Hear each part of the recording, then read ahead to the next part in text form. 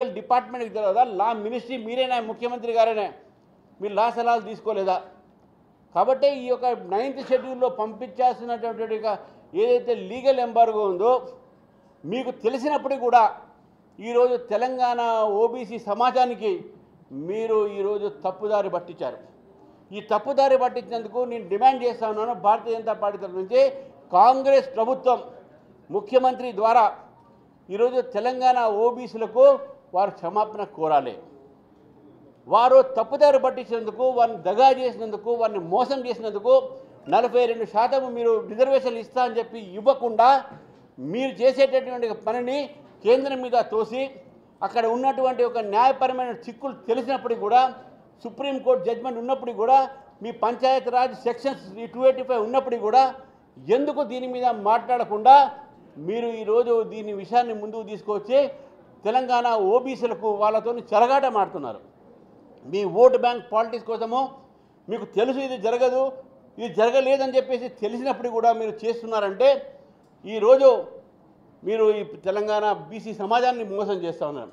కానీ భారతీయ జనతా పార్టీ చెప్తా ఉంది, మీరు బిల్లు తెచ్చినప్పుడు మేము సంపూర్ణంగా మద్దతు పలికాం, మీరు ఆర్డినెన్స్ పెట్టినప్పుడు మేము కూడా హర్షించాము, దాన్ని స్వాగతించాము. ఇప్పుడు మీ బాధ్యత మీరు స్వీకరించండి. భారతీయ జనతా పార్టీ మీద కానీ కేంద్ర ప్రభుత్వం మీద కానీ మీరు నిందలేస్తే అది భారతీయ జనతా పార్టీ ఊరుకోదు, తెలంగాణ బీసీ సమాజం ఊరుకోదు, తెలంగాణ ప్రజలు ఊరుకోరని చెప్పేసి కూడా మీ ద్వారా ఈరోజు ప్రభుత్వాన్ని హెచ్చరిస్తూ ఉన్నాను. మీరు న్యాయపరమైనటువంటి విషయాలు కూడా ఇన్ని మాటలు చేసి చెప్పినటువంటి మీకు న్యాయపరమైన సలహాకారులు లేరా? మీకు ఈ ఐఆర్ కోహ్లీ కేసు కానీ, కృష్ణమూర్తి కేసు కానీ, కేశవనంది భారతి కేసు కానీ మీ లీగల్ డిపార్ట్మెంట్కి తెలియదా? తెలిసినప్పటికీ కూడా మీరు ఓబీసీ సమాజాన్ని ఈరోజు తప్పుదారి పట్టించడానికి మీరు ఈ 42% తీసుకోవడానికి తీసుకొచ్చారా? మిత్రులారా, ఈరోజు ప్రభుత్వాన్ని నేను డిమాండ్ చేస్తా ఉన్నాను, kindly implement 42% reservation for OBC without any 10% reservation for Muslims.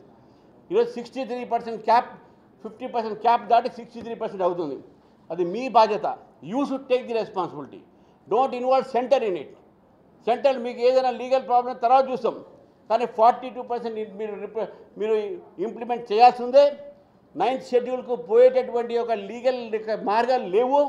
అది మళ్ళీ సుప్రీంకోర్టులో జ్యుడిషియల్ రివ్యూ అవుతాయి, లేట్ అవుతుంది. మీ ఎలక్షన్స్ జరగకుండా చేస్తారని చెప్పేసి మా పూర్తిగా నమ్మకం ఉంది. కేవలం ఎలక్షన్స్ పెట్టకుండా చేయాలని చెప్పేసి ఇటువంటి మార్గాన్ని ఈ ప్రభుత్వం తీసుకుందని చెప్పేసి భారతీయ జనతా పార్టీ భావిస్తూ ఉంది.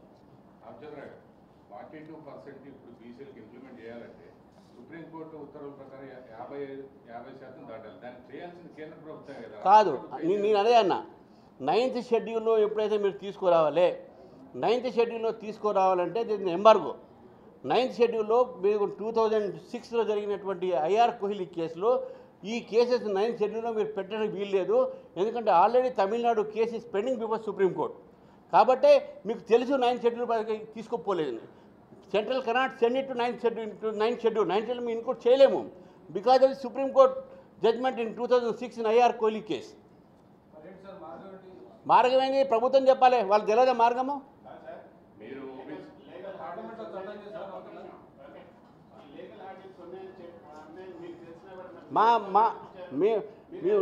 మేము లీగల్ అడల్స్ ప్రభుత్వం క్లియర్ చేసిందేమో, మమ్మల్ని నమ్మించారు అసెంబ్లీలో, మేము నమ్మినాము. ఈ ప్రభుత్వం చిత్తశుద్ధితో తీసుకొస్తుంది బిల్లు అన్నారు వాళ్ళు. బిల్లు మేము సపోర్ట్ చేసినాము. లేదే లీగల్ వాళ్ళు చెప్పారా? మాకు వాళ్ళు చెప్పారా? మేము అడిగినాం 42% పెడతారని పెట్టుకున్నాము. ఎక్కడ ఆపరంటే ఆపని చెప్పాము. 9th షెడ్యూల్ ఎప్పుడు అంటున్నారు? ఈ రోజు అంటున్నారు 9th షెడ్యూల్. ఇంతకుముందు ఎందుకల్లే అసెంబ్లీలో ఎందుకు ఈ మాట అనలే?